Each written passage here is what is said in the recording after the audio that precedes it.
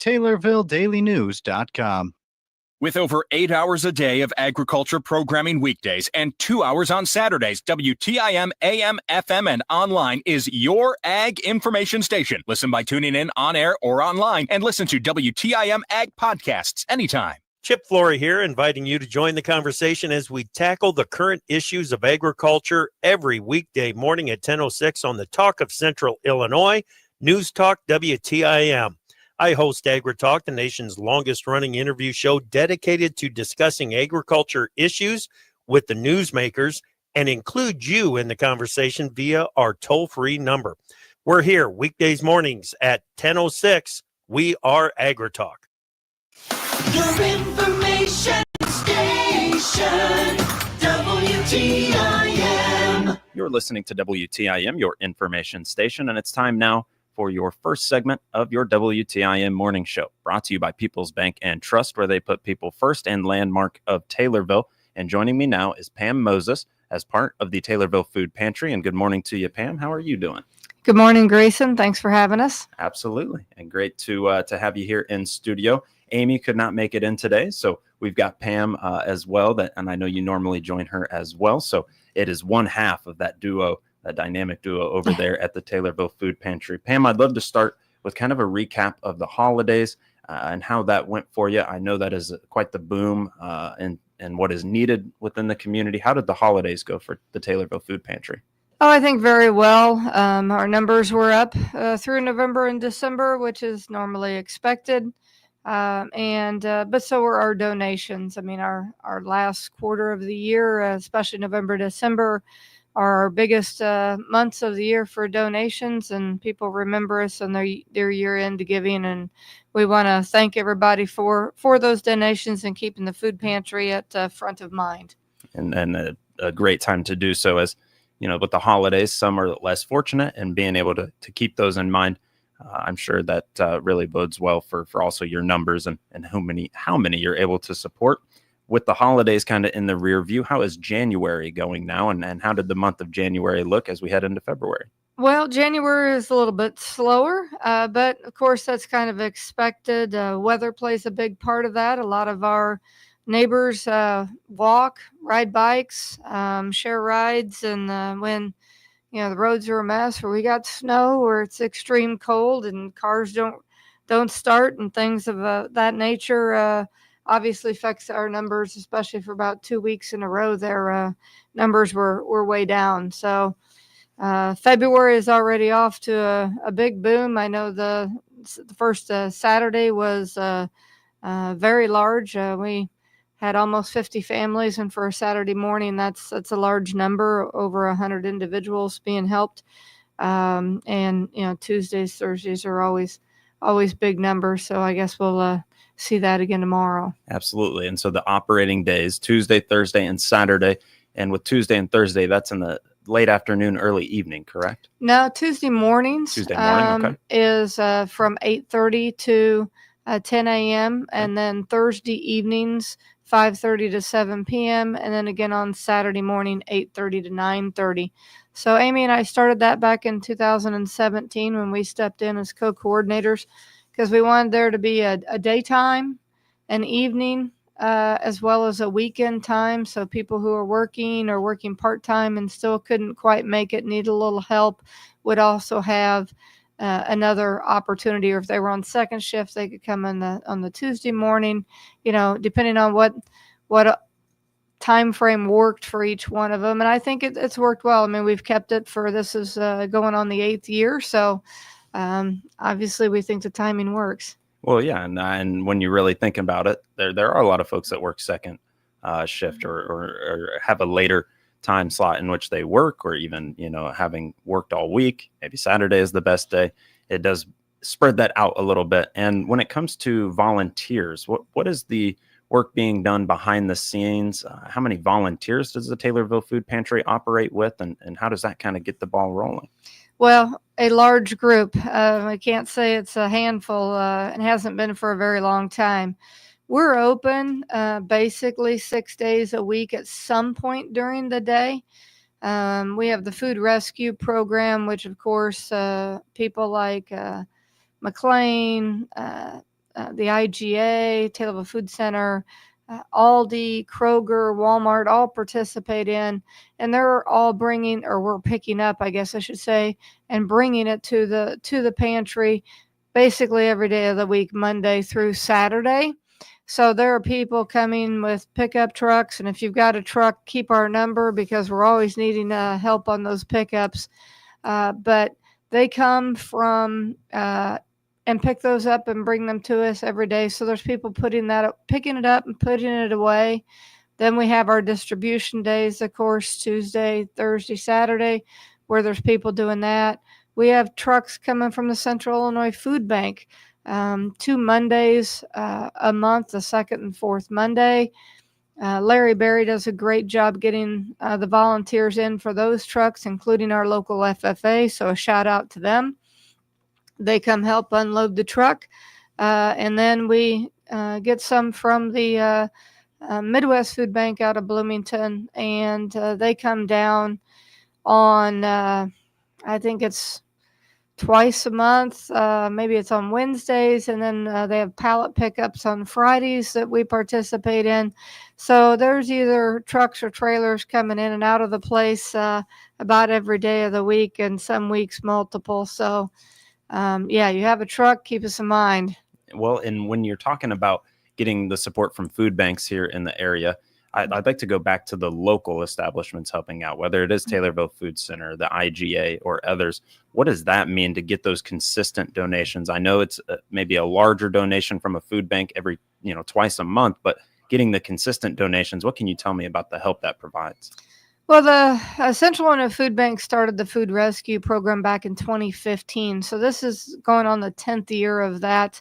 I don't have the numbers in front of me, but I know we are pushing, I think, over 800,000 pounds of product that's come in on that food rescue since inception. They keep that number up at the board at the food pantry if anybody ever wants to see it, but it's kind of a rolling number. But it's a great way. I mean, somebody like an Aldi, if there's, a bad orange in the bag, they give us the entire bag. We take out the bag orange, repack, all the, the other 8 good oranges in that bag, and out the door they go. So, it started to basically keep good food out of the landfill, right?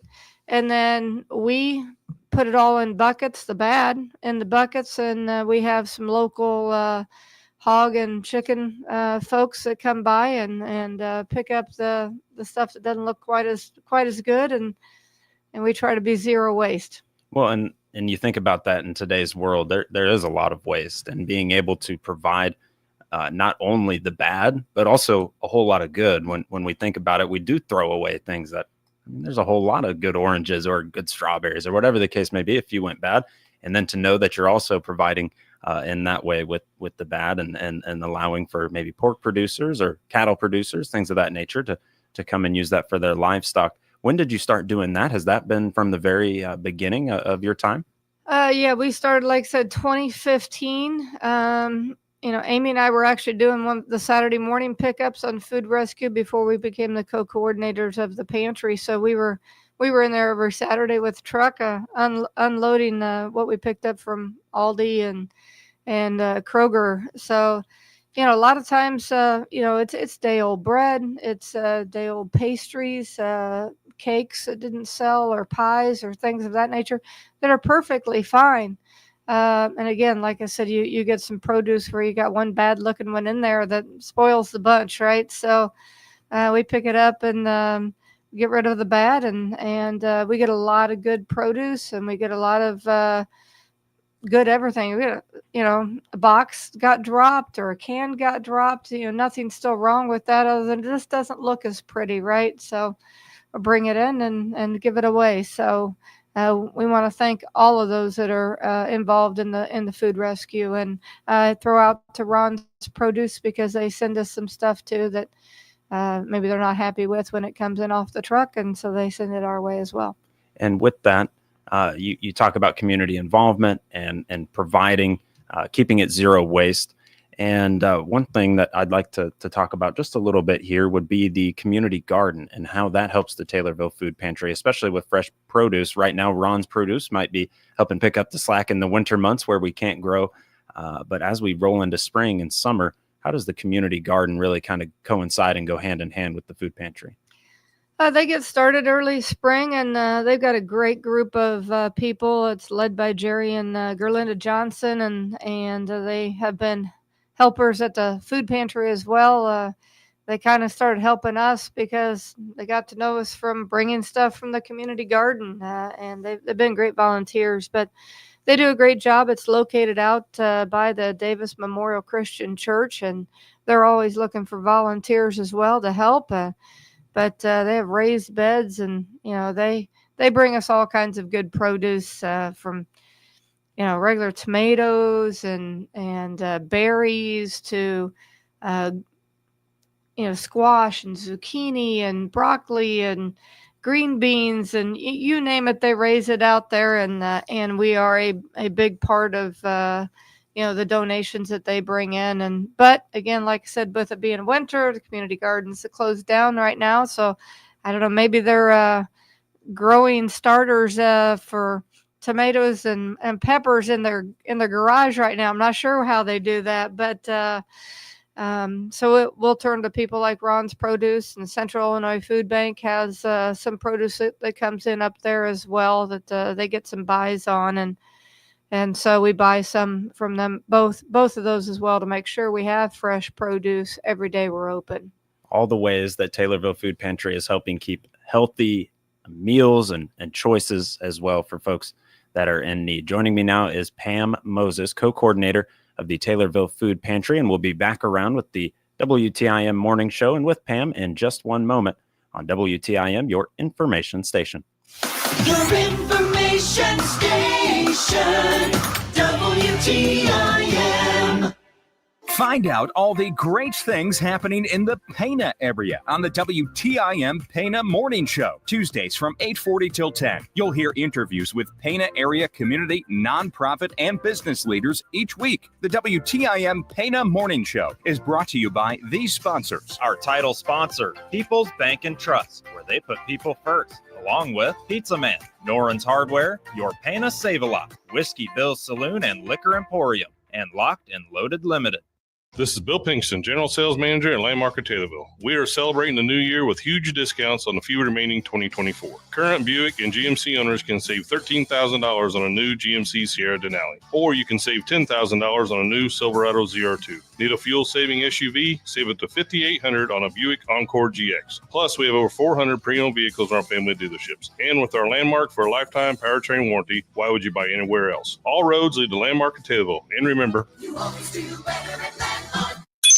There's only one Central Illinois radio station that brings you the memories of the 60s and early 70s as you are cruising down the streets of your hometown. The dial position is 98.3 FM. The station is 98.3 WSVZ.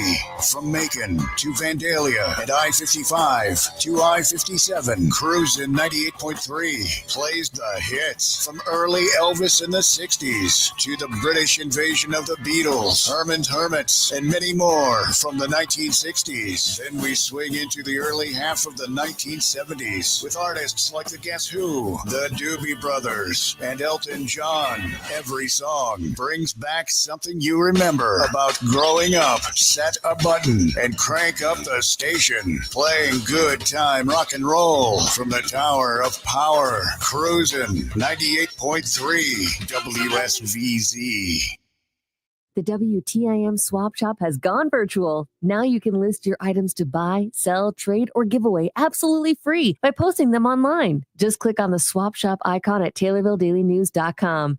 Then click Create Account to create your free account. Complete the fields and hit Submit. Once your items are approved by station staff, they'll automatically show up on the Swap Shop page on TaylorvilleDailyNews.com. Yes, the WTIM Swap Shop is now online and still free. Check it out today. This is Megan Lopez with Nesty's Burger Joint on the south side of the Taylorville Square. To see our menu, click on our icon on TaylorvilleDailyNews.com.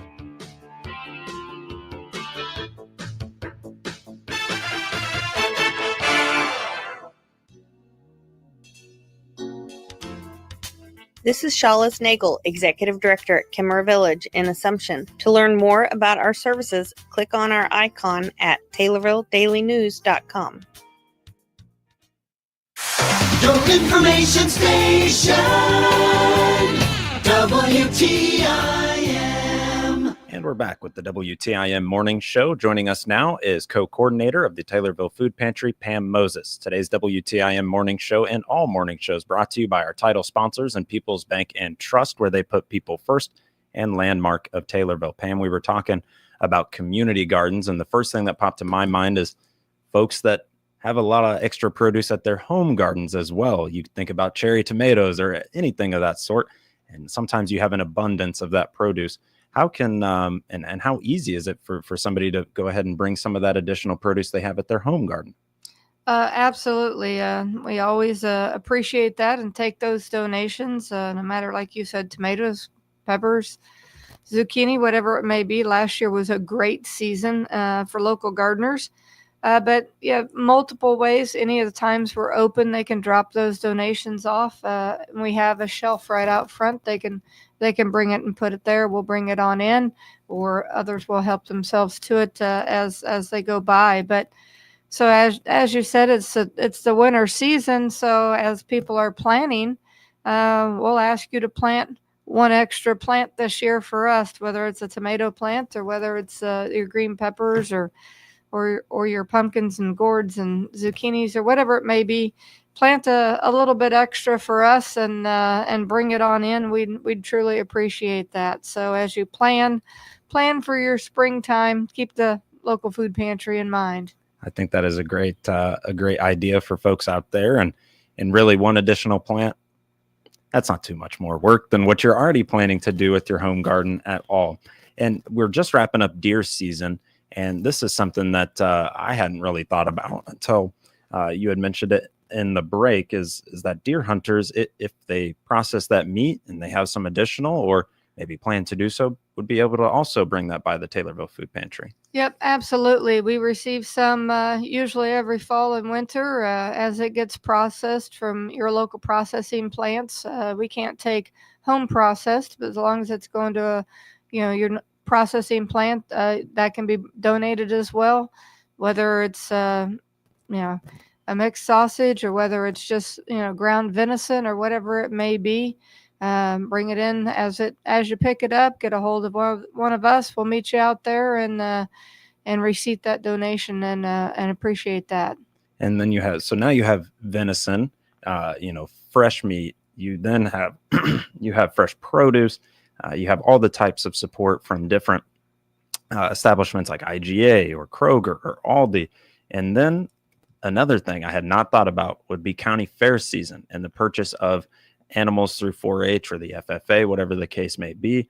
And sometimes we maybe don't have a plan for it, but maybe plan to think of Taylorville Food Pantry in that case. Absolutely. People's Bank and Trust usually buys a few hogs every year at the local county fair, and they get those processed and bring them in. I think their picture's probably on our Facebook page, on numerous pages for different kids that have sold their livestock in the auction to them, and they're just one of many. But absolutely, get it processed, get a hold of us. If you don't have room for all of it in your freezer, we definitely take it in ours. And with that, Pam, is there anything as we start to close things out here, anything that we didn't hit on today, anything that you'd like to make sure that we do speak about here today? Well, just volunteers. We're always looking for volunteers. It's kind of a revolving door as people are available.